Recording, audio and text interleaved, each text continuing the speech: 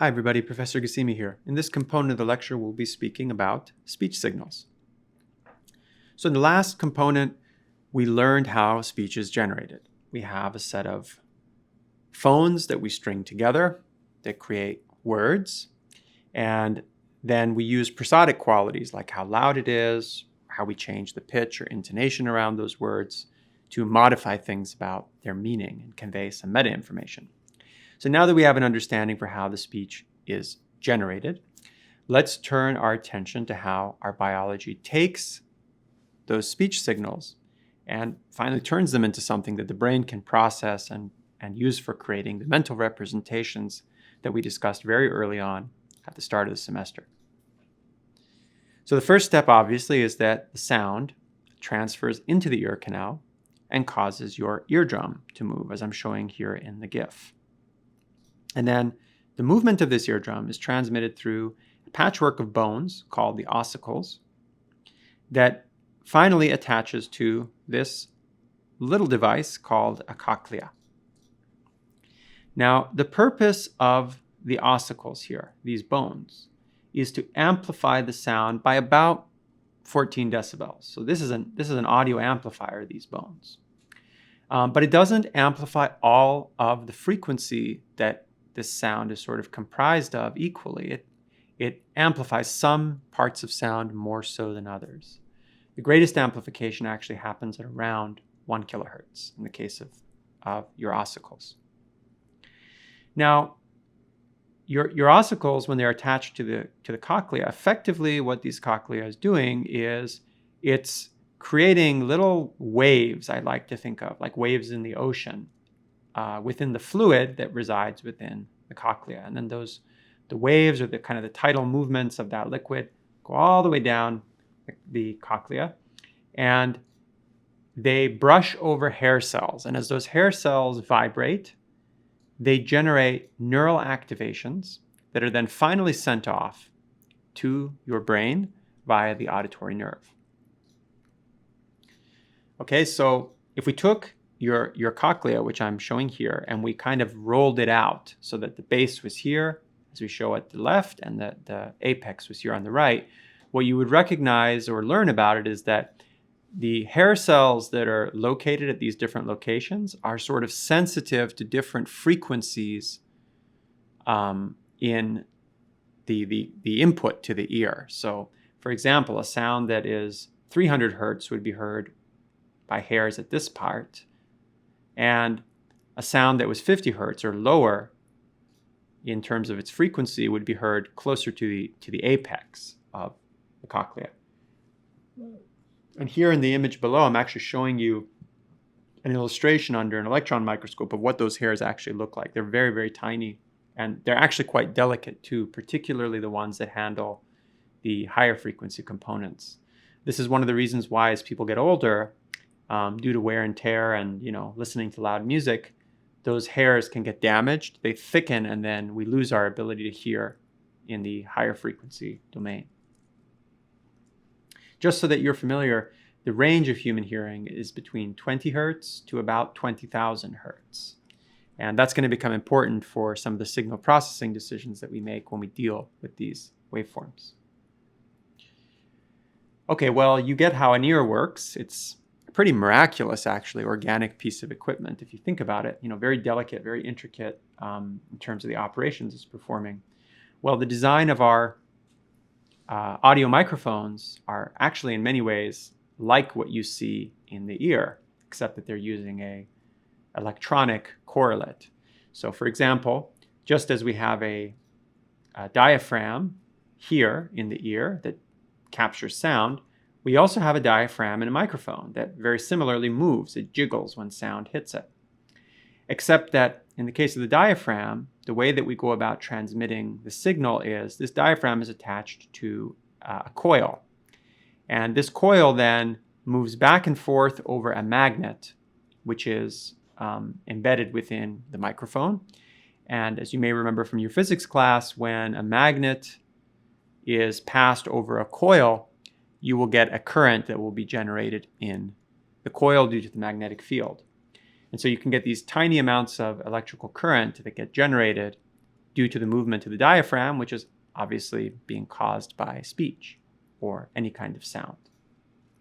So that information is usually sent through an amplifier that acts similar to how these ossicles are, before it's finally sent to a computer where within the computer there is a processing of usually the frequency content that happens in the cochlea. Okay, well, obviously, before you send information off to the computer, you can't just send an analog signal directly to a computer. Well, technically you can, but the way that the data gets represented usually for processing is digitally. Okay, so if you're going to represent something digitally, you usually have to sample the signal. That is, you have to convert it from an analog representation to a digital representation. And for those of you who have not taken a signal processing class, or it's been a while since your undergraduate physics, just a reminder that if you want to sample a signal and make sure that you capture a representation that will reflect the full spectrum of the frequency components within it, you have to sample the signal at twice the rate of the highest frequency component you're interested in capturing. So for example, let's say I had a waveform like I'm showing here. If I sampled this at its frequency, which is denoted by the distance, or is related to the distance between the peaks in the waveform, well, what might happen is if I sampled it at exactly its frequency, I could get an outcome like this in terms of a digital representation, a flat line, when in fact it's clearly a sinusoid. If I sampled it at twice its frequency, I would be able to, reconstruct the fact that there is a wiggle here. Yes, obviously I'm missing some information. If, for example, there was an even faster wiggle that was happening here, that information would be lost. But if I'm sampling at 2f, I can at least get the fact that this waveform is varying. And note that anything underneath this 2f, you will lose your ability to reconstruct or capture this wiggle effectively. So the basic rule of thumb when you're moving from the analog to the digital domain is to make sure that you sample things at their Nyquist rate, which again is twice the highest frequency that you want to retain. Now, in the case of audio, remember I said that the range of our hearing was between 20 hertz to 20,000 kilohertz. Well, so in audio, usually we take, for that reason, we take signals at twice that, so 44,000 kilohertz. So a little bit over half, or a little bit over 2x. Okay, well, what we do once we have those is we take contiguous chunks of the sampled frequency and we convert them to their time domain representation using the discrete Fourier transform, which I'm illustrating here, as you can see. Basically, Fourier transform, as you might recall, takes a signal, breaks it into its frequency domain components, which is very similar to what the cochlea in your ear is doing. Okay, that is, we basically take an input sound, like I'm showing here in the top, and we take a small window over it. And within that window, a chunk of the waveform, we generate a representation that says, hey, what's the frequency content within this window, or the component of the signal that falls within this window. And this is kind of ugly and difficult to read, so oftentimes what we do is we display this as something called a spectrogram, which basically is sort of like a top-down view of each of these power spectra that we're showing here, or magnitude spectra that I'm showing here. So imagine if I was looking down at these, and the higher the peak is, the redder the point is down here. So you can see there's a peak right over here. So if I were looking down at these and the peaks were sort of coming out in the direction of the slide towards me, you would get a red peak right about there. So that's sort of what the relationship is between the magnitude spectra that you're getting from each of the windows in a spectrogram and what the spectrogram actually looks like. Okay, now when you're going to generate a spectrogram, it's not just as simple as usually calling a library. Well, it is as simple as calling a library, but there are some knobs that you have to choose.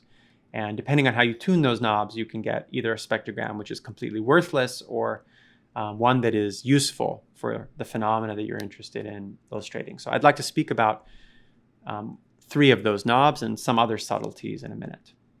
So those three are the discrete Fourier transform size, the windowing function, and the overlap amount. So these are three things that if you call any spectrogram library, you'll have to set these three. Or if you don't set them, beware that the defaults are going to set them and they might trip you. So let's speak about each of those three. The DFT size controls the frequency resolution that you get from the transform. So the basic idea here I want you to take away is that the larger the DFT size, the higher the frequency resolution, at the cost of requiring more data in order to obtain it. Okay, so you need larger windows if you want to get this higher frequency resolution. So for example, if I increased my DFT size, I might go from a kind of low resolution representation of the frequency or power spectrum magnitude shown here for a given signal to something more like this. May or may not be important. It depends on the particular application that you're working on. Okay, the second choice that you have is about the windowing function. Now, to be very clear, the windowing function in these plots that I'm showing here, which I will step you through, is this red line. This is called, it's a common windowing function called the Han windowing function.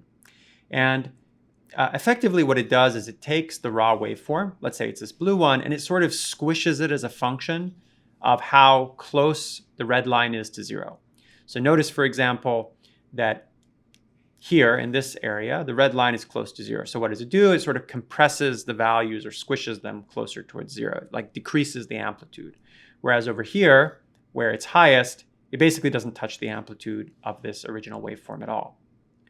Okay, so effectively what these window functions do is they help smooth out sharp edges that could cause noise when you're generating the spectrogram. Because anytime you have a rapid change like this, it translates into, in the frequency domain, a huge amount of sinusoidal activity across the entire spectrum. So you get these horrible, ugly lines that you see here scattered throughout the image if you don't use a window compared to a relatively more clean version of the spectral activity over time if you do use a window function.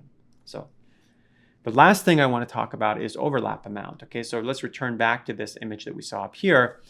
Okay, obviously you have to choose how many of these samples from this waveform you want to use when you're going to generate the magnitude spectra here, which ultimately get put in as some of the pixels or values within your spectrogram.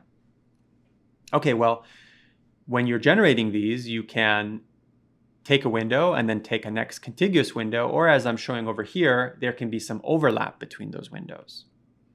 Okay, in practice, this overlap is necessary because remember the window function that I showed you in the previous slide, this red hand function here, that by attenuating the edges, you're losing some information on the edges. So you want to make sure that you have enough overlap that that information doesn't get lost. And so you, instead of basically having a contiguous step, you keep some overlap between the windows as you generate these. Now, of course, if you make those overlaps too large, let's say I did the most extreme thing and all but one sample in each of the windows was overlapping, you'll get this smearing out of the spectral content that happens in the spectrogram down here. Okay, so there are some rules of thumb that people like to use, sometimes like a half or 50% overlap is usually a starting point or a good rule of thumb, and you can tune from there. But just be aware of the fact that how you set these knobs will impact the way that your spectrogram looks and could inadvertently remove qualities that are useful for you to understand the spectral domain characteristics of a signal. Okay, there's two remaining things that I need to discuss about spectrograms that are special to the context of speech. So everything I discussed about overlap, hand window, etc. These are all just general things as spectrograms. But there are two characteristics that you have to keep in mind when you want to deal with speech specifically. And that is that what a spectrogram gives you right out of the box is a representation of the frequency domain characteristics that is not similar to how our ears perceive sounds. And that's because our ears don't perceive the sounds linearly. Amplitude is perceived by our ears logarithmically, not on a linear scale. And the frequencies, in fact, even that our ear perceives is not, we're not equally sensitive to all the frequencies that we could hear. There are some frequencies for which we, given the same amount of power in the signal, would hear something more loud. And, given the same amount of power, if the frequency changed, we'd hear something more soft, even if the specific kind of sound that we heard changed, the, let's say, amplitude of that sound as we perceive it might. So oftentimes what you want to do when you're developing a spectrogram in the context of speech is to make sure that you're looking at things on the logarithmic and not the linear scale to handle this first piece. And the second thing is you want to make sure that you actually kind of, let's say, adjust the frequencies or amplify or attenuate certain frequencies as a function of how our ears perceive them.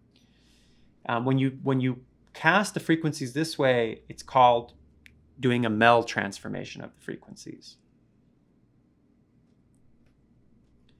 Okay, so now let's inspect some frequency domain characteristics of speech live on this very, very nice tool that's freely available, and I encourage you all to visit. So let me switch to my web browser. Okay, so here we are at musiclab.chromeexperiments.com/spectrogram. And I think if you want to intuitively understand what a spectrogram is capturing, this is, in my opinion, the best resource to do it. What I'm going to do is there's a number of options that are here at the bottom of the screen. I'm going to click through 2 of them, and I'll leave others for you to play with on your own. What I'm going to start with is this, this finger sort of pointer button. And what this lets me do is, remember, a spectrogram here along the y-axis, which is not explicitly shown, is the frequency. And then obviously the x-axis is time on a spectrogram.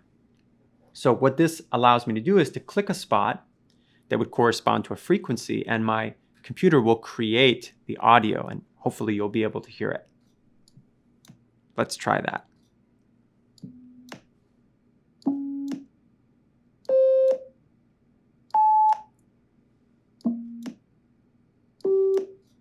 So as you can see, when I click a different area, you can hear a different frequency that gets generated. And I can sort of slide my mouse cursor over and generate various sounds. Now, this is just to sort of give you an idea that what ultimately a spectrogram is capturing is how the frequency domain activity in a waveform is changing over time, okay? And just as you can use it to read a sound, if you will, you can also reverse engineer it to generate a sound, as we're showing here. Okay, well, let's now look at the more interesting part of this, which is actually the ability to record speech. So I'm going to click this, and what you can see is that as I'm speaking, the microphone is picking up my speech and is creating the spectrogram. Now, recall back to the phonetics component of the lecture, where we said that speech was comprised of sequences of sounds. Okay, well, that much might be clear as you look at this. You can see, for instance, that there are clear pauses in the speech. And as I start to make certain phones, you will probably notice that they have particular patterns. So for example, let's think about z, or ch, or g, or z, or s. So you'll notice, as I had mentioned in the phonetics lecture, depending on how your mouth creates the sound and the similarity between their groupings, it might be easier to confuse one of the sounds for the other. Once again, if we look at s versus z, you can see that there's the high frequency component there in both cases, right? So I wanted to show this tool to you so that you could play around with it, and hopefully it gives you a nice intuition for how the spectral qualities of your speech evolve as a function of the various sounds that your mouth produces. Now, if there's one thing I want you to take away from looking at the spectrograms and me speaking through all the various knobs and things that exist along the spectrograms, is that, you know, speech data can be represented as a matrix, right? I mean, that's what a spectrogram is here. I could take, for example, the sentence, the sugar plum tree, and I could, of course, represent it as a waveform here, but I could also represent it as a sequence of vectors, which is should sound familiar to you at this point, dealing with language as a sequence of vectors. And once I have it represented as a sequence of vectors, as you're seeing here, there's no limits on what I can do with those sequences of vectors. I could, for example, train an encoder-decoder network, as we had done before. I could train a transformer to take the vector representation that's implied by this matrix and to transform it into some one-hot vectors that tell me what the corresponding speech or words rather are that correspond to the speech implied by this spectrogram. And so if there's one thing I really want you to take away, it's that once you've done the processing of this correctly, and you found a good way to represent the time and the frequency domain characteristics through, for instance, a spectrogram, you can now use any of the tools that we've already discussed up to this point in the class to perform your analysis using speech. Now, as you are probably aware and was implied by the course, a lot of contemporary machine learning is focused, for better or worse, on neuronal approaches to the analysis of data. Of course, the advantage of these neural networks and neuronal approaches is what? Well, you basically, if you make the networks deep enough, they're going to learn some of the features of the text and of the speech and of any other data set you're dealing with to aid you in your classification, translation, whatever task you're dealing with. There are, of course, going to be instances where you're dealing with smaller data sets, and you may need to use some features that you generate yourself from the speech in order to perform a given task. And so I just wanted to make you aware of the fact that when or if you're going to generate those features from the speech, you can generate them either from temporal features that come from the raw auditory waveform, or you can generate them from the frequency domain characteristics here. And when we work on the tutorial together a little bit later, you will see an example of some of these features that I extracted, just some very basic ones. This is more to make you aware of the fact that there are methods beyond just neural networks. In fact, a very long and very detailed and well thought out set of features that exist to describe the characteristics of speech signals.